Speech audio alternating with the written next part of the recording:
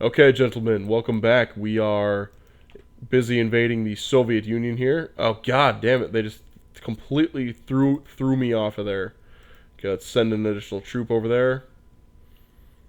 Looks like we're about to maybe get cut off here, so let's pause the game and we will assign units to attack. Send these units down to this area. Just constantly using a strategy here to send everything around and always just always remain flexible. Okay, so we have this troop over here. Let's send this one up to the impossible reaches of the Soviet Union. Okay, it looks like our units can get out of there, but it doesn't look like it's easy for them. Okay, and Germany and Japan are very, very close to having the first land trade route between us. And at that point, I believe all of our trading problems is just gonna go right away.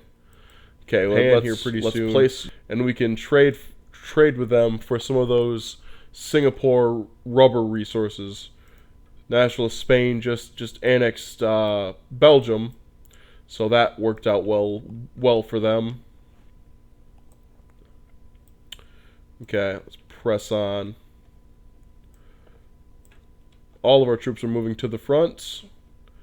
How did these troops in the south go with that offensive that I just assigned to them? It went very, very good, apparently. Let's keep it going then. Werner Heisenberg has developed nuclear fuel analysis. I like the way that's going. Okay, let's get this guy on. Where's Conrad?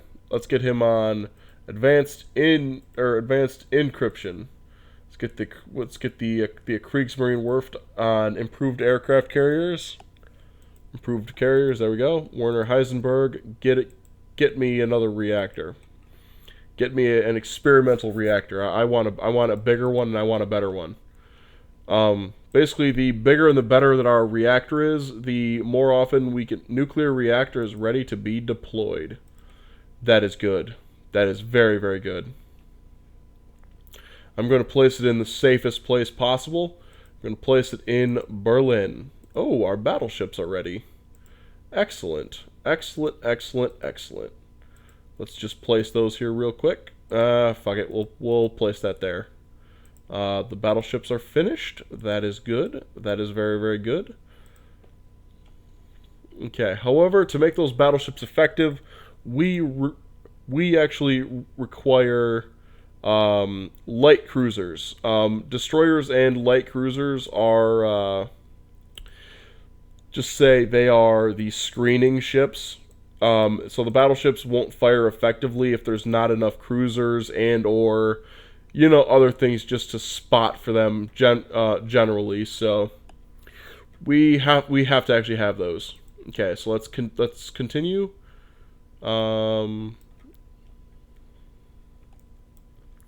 Let's see. We have offensives going with every single unit possible. Let's press in here with this unit because the units for the Soviets have established themselves. Auto-saving. April 1st, 1944. Historically, at this time, the Russians were kicking the Germans' teeth in. However, at this time in history... Ooh, whoa, whoa, whoa, whoa. Who is this? Stalin is not the head of government in the Soviet Union anymore. That's interesting.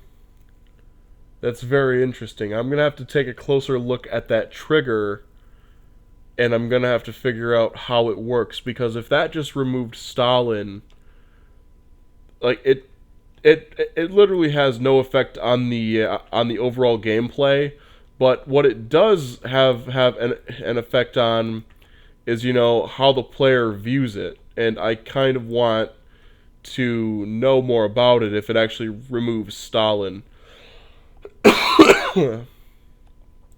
Or maybe Stalin was caught off guard on the battlefield, for all I know. I have no idea. But China, stop it. Leave me alone. I don't want your troops. Okay, so we can now directly trade with the Japanese, which is good. Okay, let's press into this area of Persia. General dies in an accident. General Hube. I don't know what he ever done. Okay, we do not want forces from nationalist China. Thank you. Thank you. So Japan holds all of China, all of India. So they are effectively the most populated country on the planet right now. But this is how a lot of games will actually turn out, is that one faction like Axis, the Allies, or the Comintern one side will end up, completely unbalancing the entire map. So it always turns out kind of like that. And especially because we took something that had a lot of rubber resources, that's very, very nice. Okay, let's actually take Tomsk, because it has an airfield that the Japanese can use as a fighter base. I don't really use fighters because, well, I will use fighters if I'm playing as, the United Kingdom. Then I'll use fighters because, it's what I'm supposed to be doing. But if I'm not going to really use fighters because the mechanized infantry move up way faster than the air bases will allow me to actually, land and refuel my forces. And the Soviet Union is now dusted. They are officially dust. Japan annexed Tanutuva. And the Germans re-engage the forces of the United Kingdom. Nowhere near the United Kingdom. Oh, how ahistorical this game has turned into. If this game actually went on another 6 years, I would probably control all of North and South America. So, but, I mean, it wouldn't be any fun because it would just be, continuously steamrolling, on, countries that don't have the tech to even remotely keep up with me. So, it would just turn into one giant steamroll. It wouldn't be fun to actually play it. Wouldn't be fun to actually watch it. So most games are decided at about 1946, and however, if it's a player that is controlling Germany, most battles are decided by 1942. Ecuador, oh my gosh, Ecuador declared war on us. Enemy troops are preparing to invade our country. We have to plan our defense immediately. I don't think so. I don't think so at all. Okay. You know what would make this epic is if I just said, you know what, Japan, I'm totally done with you, and just declared war on the Japanese. However, mechanically the game actually prohibits that because we're both in the Axis, and if you're both in the Axis powers, then you're in a fixed alliance, and the only way to actually get out of that is if it's peacetime, and Germany bans Japan from the alliance. Because I've actually played a few games as the United Kingdom, and I have banished France from the alliance in order to prevent the German blitz through the Netherlands, Belgium, and Luxembourg into France from kicking off World War II. So I've actually, done that to prevent World War II from ever even happening. See, Soviet Union fully annexed the nation. Liberate nation. Liberate the Soviet Union. I don't think so. Italy wishes to join our military alliance. I would want to join this military alliance. Are you kidding? Are you freaking kidding? The Trans-Ural Republic. What the heck? The trans... Oh, right. You can't just liberate... you can't just liberate Russia as an entire entity. You actually liberate it as Kazakhstan, Kyrgyzstan, or however you say that. You liberate it as Tajikistan, as Ukraine, and that's how that one actually works. But being that I don't have the time or the resources or anything, even with all of my military prowess, I don't actually have enough time to build up a respectable enough force to invade the United States of America. I have 18 months. I honestly, I don't think that it's even possible. So I'm just going to call this game right here, and I'm claiming a victory. I'm Nazi Germany. I stomped the Soviet freaking Union.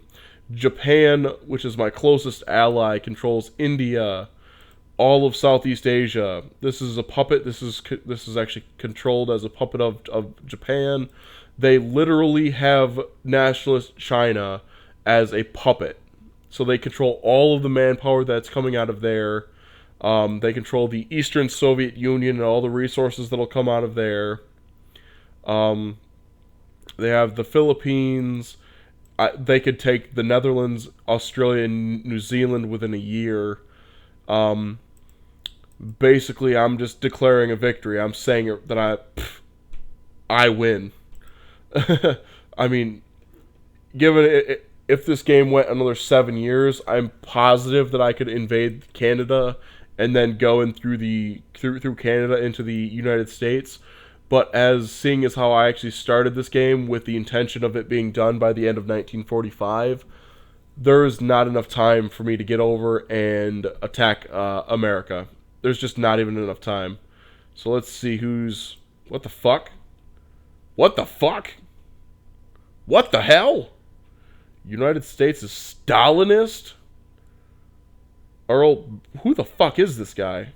Earl Browder. William Zoster. Edgar Hoover, I know who that is. Charles Lyndon... Well, Charles, I know who that is. Marshall... MacArthur.